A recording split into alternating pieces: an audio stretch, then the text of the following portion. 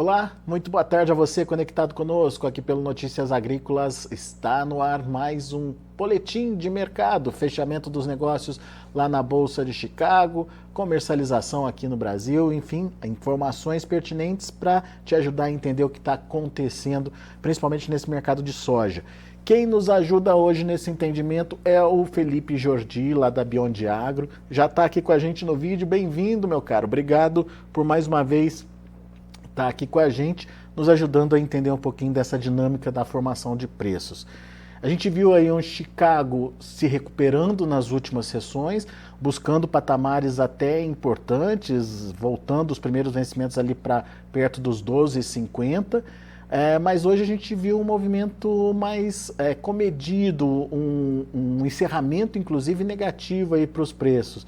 Não foram baixas significativas, em torno de 2 pontos de queda, mas enfim, uma pisada de freio aí nesse movimento que a gente viu engatar nas últimas sessões. Mudou alguma coisa? É só um respiro? Enfim, como é que a gente pode analisar o mercado hoje, Felipe? Primeiramente, boa tarde, Alexander. Prazer meu estar aqui com você. Inclusive, agradeço mais uma vez o convite. Boa tarde a todos os espectadores ou Notícias Agrícolas. O que aconteceu, Alexander? Infelizmente, em decorrência de toda a tragédia aí que a gente vem passando e vivenciando no Rio Grande do Sul, as últimas sessões de Chicago começou a precificar o que poderia ser um rombo na produção do Rio Grande do Sul. E aqui eu chamo a atenção que o Rio Grande, neste ano, teria a maior safra aí da sua média histórica e viria como um suporte à quebra que nós tivemos aí no centro-oeste do Brasil, tá? Então, o mercado começou a precificar isso com intensidade, se fala muitos números de perda, que vai de 1 milhão até 5 milhões de toneladas, e esse range é muito alto, Alexander, e a todos, porque tem muita incerteza no mercado hoje. A gente não está falando somente da soja se colher, estamos falando da indústria de processamento, dos armazéns, de toda a infraestrutura de escoamento e transporte do estado do Rio Grande. Então, Chicago começou a ter essa valorização em decorrência da tragédia. O que aconteceu na sessão específica de hoje é que os vencimentos mais curtos aí, até agosto desse ano, começou a ter uma leve realização de lucro, e aí é importante dizer que o lucro está no bolso do investidor a partir do momento que ele executa. Então, vinha enchendo, valorizando as posições nos últimos dias, hoje teve uma leve realização de lucros. Por que isso não acontece do vencimento de agosto de 24 em diante? Justamente por todo esse movimento de incerteza. Não sabemos como será todo o desenrolar, principalmente logístico no estado do Rio Grande, tá? Vou trazer um pequeno exemplo do que seria algo logístico no estado do Rio Grande do Sul, é que um grande operador ferroviário anunciou ontem que suas operações estão parcialmente paralisadas. Em um grande ano, esse operador ferroviário, só de soja e farelo, pode movimentar mais de 3 milhões de toneladas. Tá? Então, fuga de aterro nas ferrovias, rodovias totalmente destruídas, um nível de água muito acima ainda, impossibilitando a, o transporte desse grão, desse farelo, desse óleo que é produzido e processado no estado do Rio Grande, Alexandre. É, é interessante essa colocação, né, Felipe? Porque até então a gente imagina e foca no que está acontecendo nas lavouras lá do Rio Grande do Sul. E até onde a gente acompanhou, o Rio Grande do Sul já colheu algo em torno de 75%, 80% ali das suas lavouras, portanto restariam aí 20%, 20 e poucos por cento para serem colhidas. Mas não é só isso, né? É a soja que está armazenada, é a indústria que parou porque tá cheia de água e não consegue processar e daí não sabe se vai demandar ou não. Enfim, é toda a economia da soja ou do complexo soja parado nesse momento, né? E isso acende esse alerta de o que pode acontecer, tanto em relação à oferta, quanto em relação à demanda local também, inclusive, né, Felipe? Perfeito. E aí, para a gente falar um pouco de números, tanto de oferta quanto de demanda, tá? A gente está falando hoje que O estado do Rio Grande tem 15% da capacidade instalada do país no processamento, no esmagamento. A gente está falando aí de cerca de mais de 30 mil toneladas por dia podem ser processadas de soja, no complexo soja no estado do Rio Grande, tá? Então, se a gente tem qualquer interrupção nesse fluxo de abastecimento, nesse consumo, logicamente a gente vai ter impactos, seja positivos, seja negativos. Ao mesmo tempo, Alexandre, a gente está falando do estado do Rio Grande, que é um estado muito representativo também no quesito de proteína animal. Se a gente olha aqui, 20% do abate de suínos está localizada no estado do Rio Grande e cerca de 11% do abate de frangos também. Quando a gente começa a olhar a oferta impactada, a demanda também pode ser impactada, a logística pode não funcionar como esperado, a gente começa a trazer bastante especulação e também pessimismo do que pode ser daqui para frente, tá? E aí um ponto interessante, Alexandre, é que se a gente volta um pouquinho no tempo e vê também esse repique que a gente teve em Chicago, é muito associado ao farelo, pensando que o primeiro ruído de informação veio de greves na Argentina, Uhum. inclusive no dia 1º, Dia do Trabalhador, foi convocado mais uma greve geral para o dia 9, tá? Então a gente tem respingo também no complexo soja como um todo, que também vem ajudando aí os vencimentos de soja em Chicago, tá? Muito bem. Agora, o Felipe, hoje foi um respiro mesmo, foi uma realização de lucros, reembolso dos lucros aí, em função dos ganhos da última sessão. Mas dá para a gente definir um viés de preços para a soja, ou um caminho que ela vai seguir aí?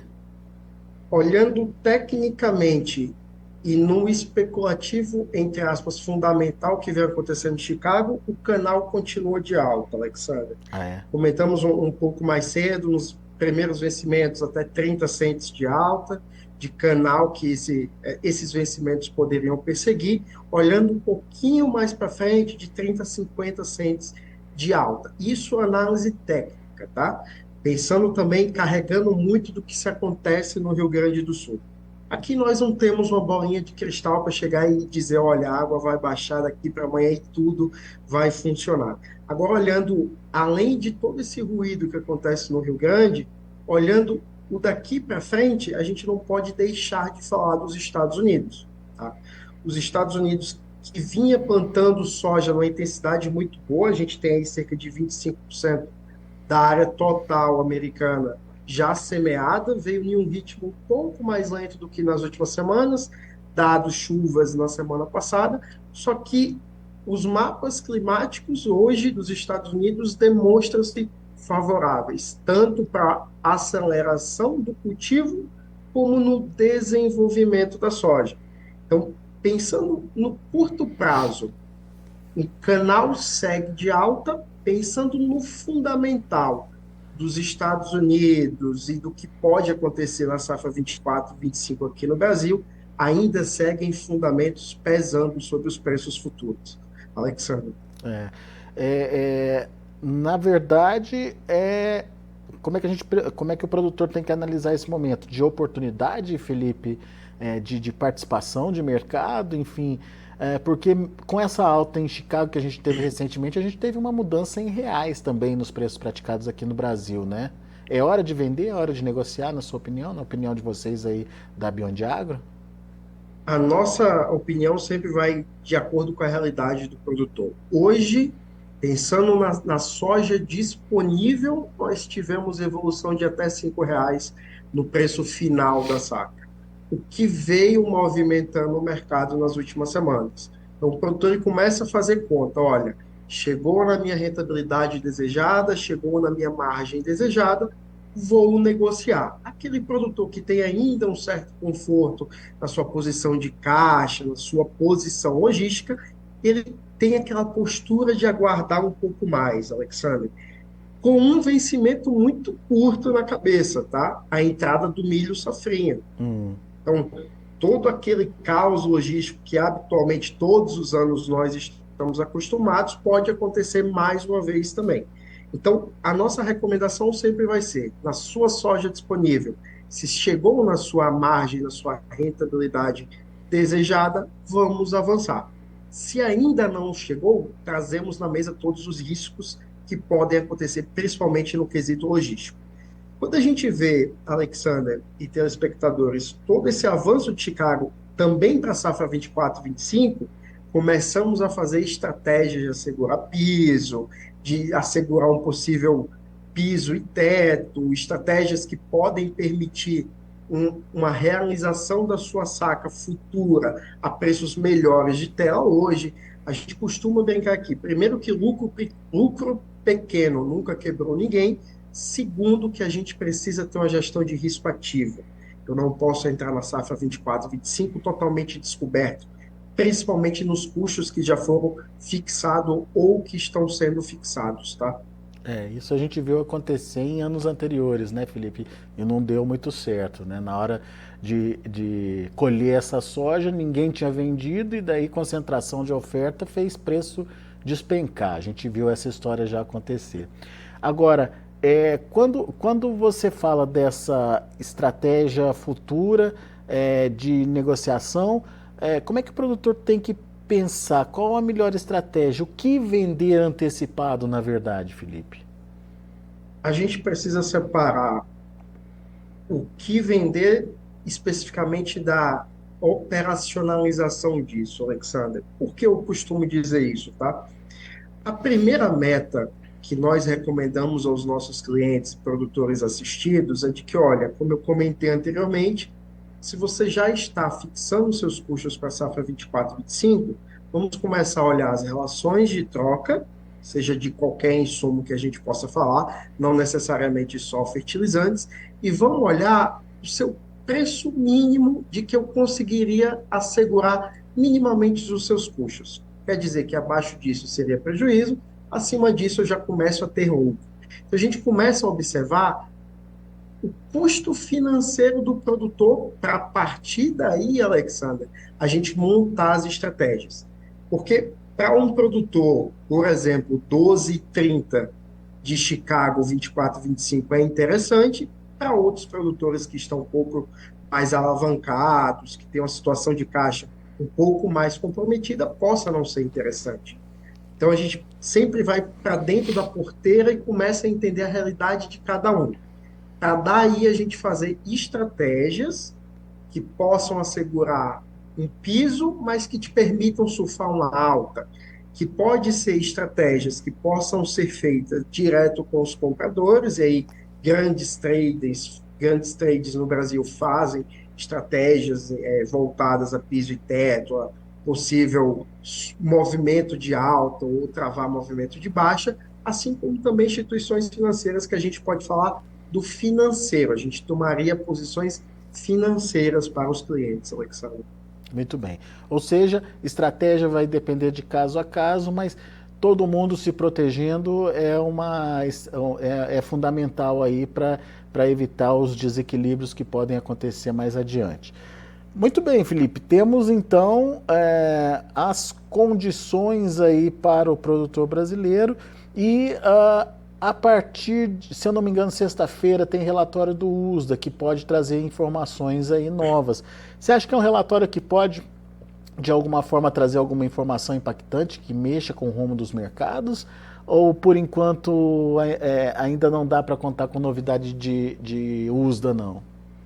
Não contaria com novidades do USDA, tá? Se a gente viu o que aconteceu no passado, muitas expectativas foram frustradas, tá? Tipicamente o USDA, por ser um órgão regulador, um órgão super importante no mercado agro, ele habitualmente já tem seus cortes, vamos dizer assim, escalonados em um ritmo um pouco diferente do que nós, do que os produtores e diversas fontes de mercado acreditam que deveria ser um número justo, tá? Então, pensando na safra 23, 24, eu não acredito em surpresas, tá? O que tem de novo nesse relatório são as estimativas da safra 24, 25, que também deve ser em linha com a expectativa de mercado, de uma retomada da produção aqui no Brasil. Lembrando que nessa safra nós sofremos com quebra no Centro-Oeste e agora com quebra no Sul. Deve ter um aumento da produção aí 23, 24, 25, um leve aumento de área bem marginal. E, então, assim, Alexander, sem muitas surpresas para esperar na sexta-feira, tá? O produtor pode se perguntar, mas o USA não vai corrigir a safra do Brasil? Pode até corrigir, né, Felipe? Mas aparentemente essa correção já está precificada pelo mercado nos atuais patamares de preços, né? Perfeito. E aí eu trago uma observação também, Alexander, que os números das agências sempre foram diferentes, tá? Conab e USDA sempre foi diferente, todos os números de mercado que tem disponível na mesa hoje são diferentes, e isso não é só dessa safra. Se a gente olha nas últimas 10 safras, a produção foi diferente de uma agência com outra, estoque final, consumo, e isso é natural, gente. A gente não pode se apegar a todo aquele sentimento de emoção. A gente tem que se apegar que, olha, se hoje o mercado entende que 150, 152 milhões não é um número real, isso já está precificado, tá? Muito, muito bem. Bom, Felipe, obrigado mais uma vez pela participação aqui com a gente no Notícias Agrícolas, atualizando o mercado, trazendo informações pertinentes aí para ajudar na decisão do produtor. Volte sempre, Felipe. Eu que agradeço, Alexandre. Muito obrigado, pessoal. Até a próxima. Tá aí, Felipe Jordi, da Beyond Agro, aqui com a gente, trazendo as informações do mercado de soja, que hoje teve um dia de realização de lucros, mas foi uma realização que aconteceu apenas nos primeiros vencimentos. Vamos ver como é que encerraram as negociações lá na Bolsa de Chicago, daí a gente olha também o milho e o trigo. Vamos ver. Olha, a soja para maio, 12 dólares e 32 centes por bushel, caindo 2,5 pontos. O julho, 12 dólares e 46 centes por bushel, queda de 2,5 pontos. Agosto já perdeu meio pontinho só, a 12 dólares e 45 centes por bushel. O setembro teve alta, 5 pontos mais 25 de elevação a 12 dólares e 29 centes por bushel. E os demais vencimentos também mais longos acabaram encerrando aí com altas na faixa aí dos 5 a 7 pontos. O maio para o milho fechou com queda de 3 pontos mais 25 a 4 dólares e 53 centes por bushel. O julho, 4 dólares e 67 centes por bushel, queda de 2 pontos. O setembro, 4,76, perdendo 0,25. Dezembro ficou no 0 a 0, fechou a 4 dólares e 88 centes por bushel. Para finalizar, temos o trigo.